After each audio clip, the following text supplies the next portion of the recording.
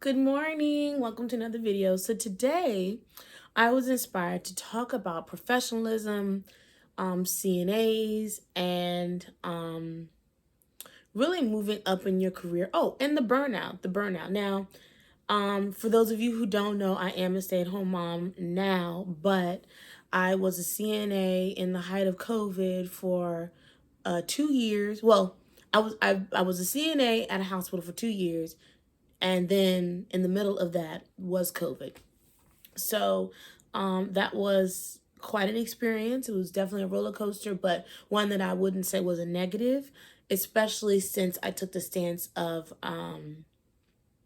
not putting certain things in my body for a bonus. And so, that experience, you can read up on a lot of things, and a lot of things are on Google, but unless you go through it, sometimes that is your wealth. That is what adds the value to your life, your own perspective, your own learning curve in that, especially since it is totally unique to you. And so I really still love nursing and healthcare and sharing my experience because I feel like it can help somebody who may be considering moving forward or still in the thick of it. And honestly, too, it feels like it was just yesterday. Let me see. Yeah, it feels like just yesterday. And I very much still love it, and I want to get back into it, maybe on the non-clinical side. But I just love the giving back, the connecting with people, helping, obviously, and being a part of my community, being a part of something bigger than myself. And of course, the money won't bad either. So if you can, work your way up and you don't get caught up in the whole, like, where the lifestyle creep, and you're really strategic, it, of course, everyone knows healthcare is where it's out. But one thing that I noticed when I was in on my unit and working with physicians and nurse practitioners and nurses and CNAs and techs and all these different, people, was that at the end of the day, no matter how much money you're making, no matter how many letters you have in front or behind your name, no matter how many years you have in the game, if you don't have a sense of self-love and self-care, if you don't have a system and a method to handle your stress and high environments around you, the burnout is inevitable. And I feel like that's the biggest problem with healthcare. And so even after I got out the game and, I heard of these, great exoduses and, people leaving these organizations and there being such a need and things like that, I was like, the ones that are strong are still in. The ones that are strong are just fine where they're at and thriving because they know what they need. They have the tools and the self-discipline and the emotional intelligence that it takes to do the job. And let me talk about professionalism too. I feel like, sometimes organizations, they may have a need, but trust and believe. And so you're still there. It might be that one coworker that's just like, lackluster. Everyone kind of complains about them. They've had several write-ups. There's always an issue. And you're wondering, how are you still here? Like, look, how are you not fired? Trust me, you probably have a ticking time bomb over your head, because you might be filling a space until they can get a real good replacement for you. They don't have to have any cut cards. They don't have to, put up with you disrupting the balance of the unit and all your shit, just because you're providing a skill, you're providing a service and there's an exchange there. Don't be that one. Don't be that one. Don't be that one that, as soon as you clock in, and this goes beyond the hospital setting. This is, there are so many different places where obviously healthcare workers work, but there's always seems to be that one where it's like she always got some stuff going on with her. She's never okay. It's always just something. You don't want to be that one. And I feel like, separating yourself from that, being above all of the cattiness that can sometimes go on, all of the drama that can sometimes go on or be brewing. Again, this is not gonna stop the flow of the unit, stop the flow of, like, patients need care, things have to get done, like, but if you can keep your peace, you're going to have so much of a better experience. And then you're going to build this rapport where everyone knows you're that easy peasy right in the middle. Like, you don't get into it. You don't pick sides either way. You come in and do your job and you go home. That is going to be your superpower. I can't stress that enough. That is going to be like, you'll be able to float through a whole lot of things. You'll be able to be so immune to all of the noise and all of the distractions that come with people being in a space for 12 hours plus, and patient needs, and, like I said, high stress and all this stuff going on.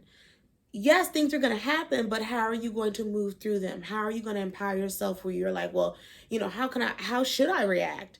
What are my options? Because I'm telling you right now, freaking out, complaining, and being that one ain't the answer. That doesn't solve anything. It doesn't feel good. It just drains you, and you're just as bad as everybody else. And so I noticed that these people, and look, let me tell you, all ages too, all backgrounds, black, white, and everything in between. I'm like, what are y'all struggling with? We're gonna have to do better. We're gonna have to do better. We're gonna have to do better. You want to be the one that, like, you are just so unmoved by all of that. And that is going to help not only with you building your skill, building your experience, building your resume, and putting time underneath your belt. You've got 2 years on this unit, or 2 years at this facility, 3 years, this, that, and the other. You've had this, broad range of exposure. But not only that, but people will speak well of you. People will speak kindly of you. Even the ones that start drama, they can't even, I wish you would try to lie. Like, they will be like, if someone says, well, what do you think of this particular individual? We're considering her for this, or there's a job opportunity available. Who should apply? There's raises available. There's bonus available. Who should we dole them out to? Because sometimes everybody don't get a raise like you get a raise. Someone gets $1, you get $3. Why? Why does that happen? Because you have carried yourself in a way that you can't even be ignored. They have to notice you. They have to respect you, and they have to move accordingly and give you what you're worth. And this is at every level. Let me tell you, CNAs, you've got to stop taking the crap.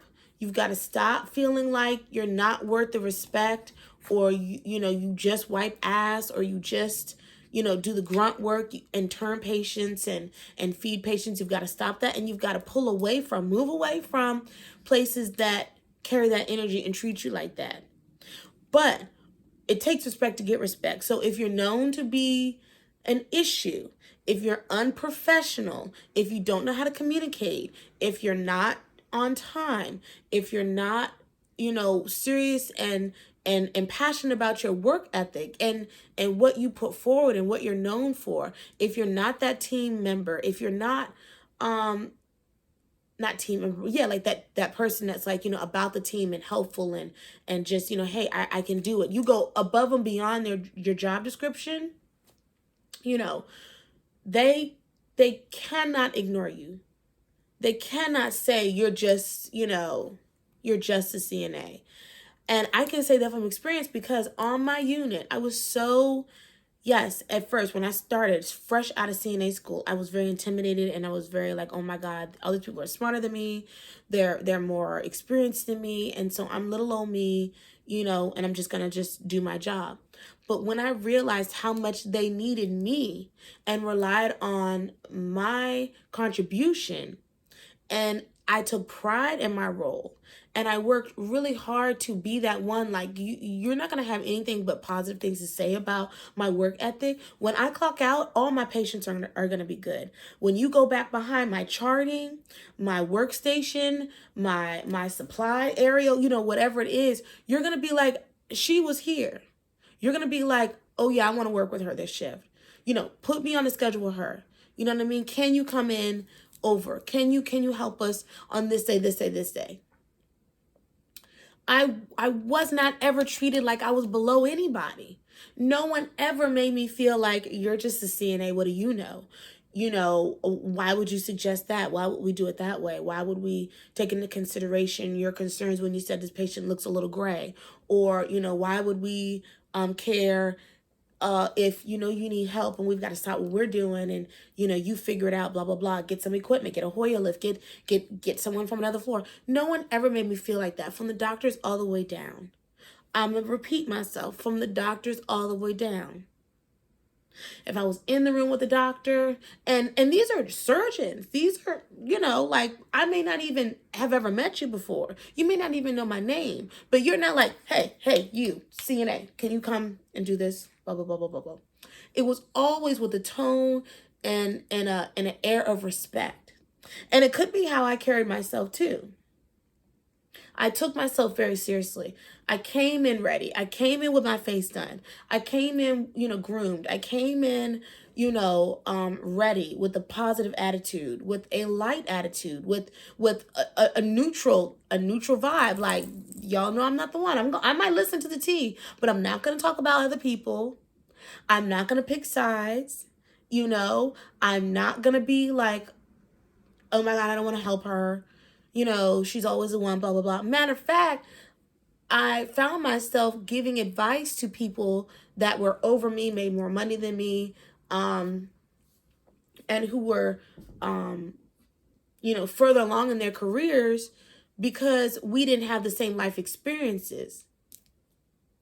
And so I had a different perspective and a more positive outlook. And I had to tell one nurse one time, she sat down next to me, and I was charting and in my groove. I had my coffee, and I was like, I had this like do not disturb vibe, but she wanted to talk, and I was like, and she was one of the ones that would come in the break room. Everybody's in the break room. You get an hour. You want to eat. You want to decompress.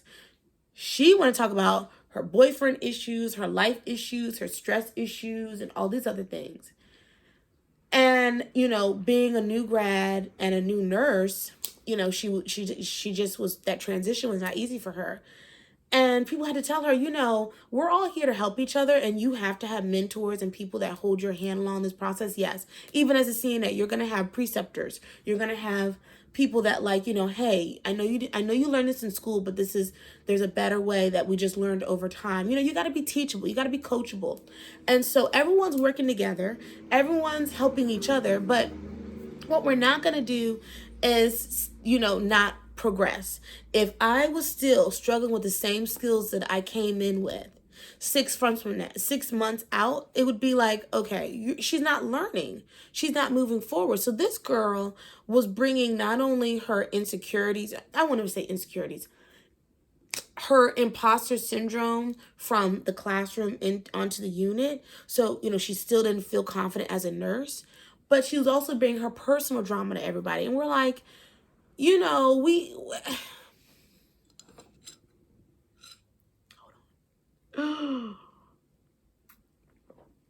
went from friendly, okay, well, everybody goes through that. I'm sure this, that, and the other, it'll work out. Try this, try that. People want to be helpful, give advice. Then it got to like, oh no, she comes. She's got a story. She's never okay. Then it became like, girl, go to therapy, break up with the boyfriend, be a damn nurse, because you can do it. You can do it. We've got to stop this. Now you were standing in your own way. And when I would have her patient, she would call me in the room and be like, can you please speak to this patient? I just don't know what to say. And I'm like, you don't know what to say. You say, hello, I'm going to be your nurse tonight. We're gonna do an assessment. Do you have any concerns and questions? I'm like, how? I know this. You don't know this. You can do it. I'm not even in nursing school yet. And I know how to, listen, be respectful, be open, check my body language, check my facial expressions, and, kind of go from there. And if you're in a position where they are a little bit more on the difficult side, you back down. They can refuse care. Girl, it's not that hard. It's not that hard. But, she was so like, I just can't. I'm like, can or won't. Can or don't want to. You know what I mean? Can or just don't even try anymore. Because it's not that I don't want to help you, but I have other things that I have to do at this time. This is the basics. So we haven't even gotten in deep in our shift. We haven't even started passing meds. All you have to do. And I'd be like, I've already introduced myself. I've already gone in and gotten their stuff together. Now I need to make my rounds to do vitals. So what is it that you need me to do? So it's like, don't be that one, ladies. No matter what position you're in, if you take blood, if you're a respiratory therapist, if you're a sitter, what other jobs do we have? There's so many different facets. You've got to check yourself so that, you're not one of the ones that they got on the news with this burnout. Now, this burnout, again, I can't blame all these hospitals 100% because trust me, I know what it was like to be in the trenches. I know what it was like to have 30 patients and be the only CNA. I know what it was like to come in and there be I'm saying shit everywhere. Everything that could go wrong has gone wrong. Patients pull their IVs out, their blood everywhere. Patients are vomiting. Patients fall. Patients have mental breakdowns. Patients run away. But y'all know. So I'm not going to sit here and be like, my hospital experience was so perfect. So why y'all out here burning out? Why y'all out here quitting? Why y'all out here, struggling to make it in healthcare? But what I did do was on my 4 days off and my days off, and as soon as I clocked out and got in my car, I did things to help myself manage the mental and emotional overload. I took that very seriously. That was my first and primary job, because if I allowed that job to tank me, if I allowed that job and my coworkers who were also in the thick of it with me, patient deaths, all these things to weigh on all of us together, we'd all be empty. We'd all be struggling. We'd all walk off the unit. I'm serious. Like, it's not that you don't think about it. It's that you're like, I can do this because I know how to empower myself. I know how to refuel myself. I know my self-worth. I know my self-love language. I know exactly what I need that makes me feel good, makes me feel renewed, and I know that beyond my title, beyond my job, I am somebody. And on my job, I am somebody. And I'm not just the bottom tier of this the nursing world. They need me and I need them. Okay? I am the eyes and the ears. So we have to get along, we have to communicate, and you have to understand me and I have to understand you. So I make this video to help give the perspective. If you're already in healthcare and you're feeling the burnout, where are you not taking care of yourself? Or where also, too, be honest with yourself. Maybe where do you need to pivot? This whole thing of just sticking things out and toughing things out miserably, I'm not a fan. Not in relationships, not in marriages, not in jobs, not in anything. If you need to pull out of college, pull out of college. If you need to quit that job, yes, quit that job. But what you're going to find if you don't check yourself is you're going to be on repeat. You're going to take the same patterns, the same habits, the same emotions, the same stress to something else that is has just as much opportunity, has just as much, potential, and you can do it, but where are you not being honest with yourself? Because you'll be miserable anywhere. What do they say? You take you with you. These girls that say, I'm gonna move to LA, New York, Atlanta, Florida to be a new me. Are you really gonna be a new you? Or are you just changing zip codes in your address in your state? Because flying you all the way to California, you're not leaving anything. Everything is coming with you. So who are you? Look in the mirror and what are your strengths? What are your weaknesses? Where do you need to improve? Where do you need to be, a little bit more this, that, and the other? Maybe you need to be on the non-clinical side of things. That's something I've really been enjoying diving into, because if you still love helping people, if you still love healthcare and you're, want to break from it, like, okay, maybe in a different setting, I can, exude my talents and skills, in a better way. explore some things. And it doesn't have to be a job hop. You can create your own internship. You can volunteer. You can ask, hey, can I just come and be with y'all for the day? It don't even have to have a title. People are glad to have the help, glad to have the extra hands. I don't see you having a hard time, going somewhere, especially look, if it's for free, come on, bring it. You know what I mean? So don't put yourself in a box and don't limit yourself. So what, you have a bachelor's, you feel like, okay, I'm locked into. That is a choice. That is a mindset. Be able to start thinking bigger and broader and like, okay, I can go anywhere. I can, I can market myself, I can expand myself, I can create my own experiences, I can change my reality, and even in this, I can be prosperous, I can be balanced, I can be happy. I don't have to let healthcare drain me and run me. I hate to see people almost giving healthcare a bad rap because it's like it's all these things, and these hospitals and these facilities treat you like shit, and you really shouldn't do it because it's just such a high stress environment. It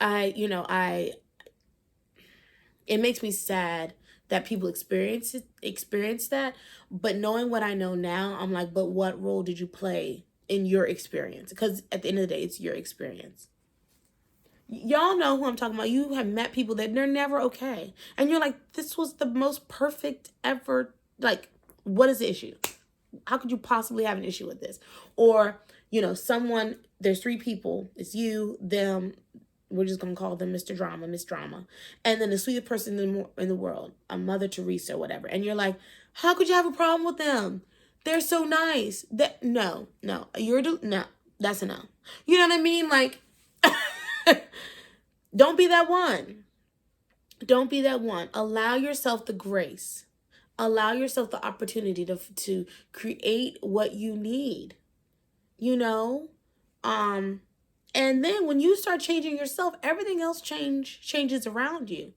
People's interaction with you, people how they view you, how they everything, how they communicate with you, because you can't, it's almost like you can't even ignore it. You can't. I told y'all that was my experience with my baby daddy, and different ones. It's just like, you have to respect me because I'm moving different. But my baby daddy was like the biggest example where, you can't lay somebody out and tell them right after that, respect me, you gonna respect me. No, you can use your words, say what you want to say, and then keep it moving, but it ain't gonna be what you want it to be afterwards. You know what I mean? So get to work.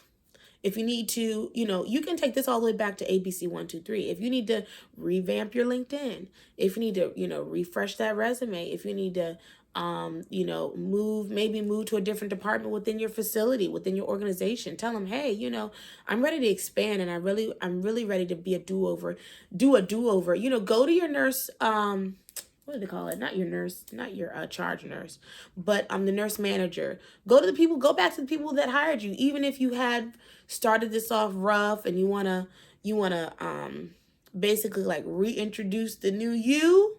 Okay, let them know what your goals are, and like, hey, I recognize how I was moving before, but I'm excited to really advance, and like, honesty, I'm telling you, goes a long way. I used to go to our department and be like, is there anything I need to work on? I know the streets are talking, people talk, like, just curious, not gossip, but just constructive feedback. As a CNA, where can I improve? And it's better for you to go to them, because that shows that, like, look, I take this very seriously. Y'all not gonna pull me in the office and be like, we need to talk about your performance. Like, no. I'm always 10 steps ahead of myself, and I want to be better. I want to be that one that is reliable and always considered first. You know what I mean? Create what you want. Do not wait for anyone to give you a handout. Do not wait for anyone to pat you on the back. Do not wait for anyone to call you in the office and be like, are you stressed? Do you need, any kind of support from us? Oh, let me tell you another thing. When you go through HR, a lot of these organizations, they have so many different resources and things for emotional support, and through the community, and just if you need help finding childcare, if you need help with anything, they have things set up for their team. They want you to be successful. They want you to be prosperous. They don't want all these disgruntled employees going on a glass door or whatever it's called, typing in all these terrible reviews. I would never work at this organization again. The pay is shitty. The dynamic and the energy is off, and like whatever. These hospitals and these facilities, they want great ratings. They want retention. They want you to, prosper. So it's not like, they're out to get you, but they don't have time to handhold everybody. You go to them and you say to them and you show them, hey, this is what I want, this is what I need, and this is what I'm trying to do because I see a future with you, or I want to go back to school, or I want to move up, or whatever. Who can't respect that? Who wouldn't listen to that? Who wouldn't, and then look at your track record and say, she's always been on time. She's always been, we've never had any issues. She's worked here for a year, blah, blah, blah, blah, blah. We can, if anything comes up, we'll let you know and keep you in mind. You know what I mean? Or we offer trainings, or we'll pay for your school, or, these are things that are within the organization that you can do to, whatever. Y'all know I be rambling, but just,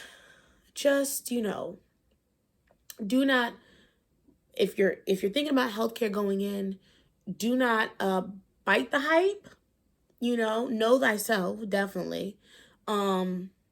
And because healthcare can be a great career by all means, but work on protecting your energy in it and being professional and being the one that they can count on. And then if you're in it, just to recap, where can you improve? Where can you mature? Where can you expand? Where can you go back and look, do over, level up, new me, who this? This is how I'm moving now, and this is what I want. And I promise you, with that consistency, you can only go up. My dear nurse friend, I'm just so glad that she never gave up with her dream, because she was a med-surg nurse for a long time. And I think anyone on the outside looking in would have been like, I would have been very frustrated with being seemingly picked over from being having the opportunity to be a NICU nurse. But she held out. And, it takes time to, prove that, yes, you've got this. Because, of course, obviously it's a much bigger responsibility. And it's, you're going to learn more. You're going to do more. Med-surg is totally different. And so she finally got her big break. But she did not give up, and she did not allow the wave of COVID and all the no's and all of the interviews and all of everything she experienced as a travel nurse to stop her from still pushing through and holding out, because there's more than just med surg, there's more than just bedside, there's more than just it's just so many opportunities. And so you setting yourself apart and you really being intentional on how your career fits into your life and how it makes you feel is the most important thing. Do not forget your self-love and self-care above all. And until the next one, peace. Bye.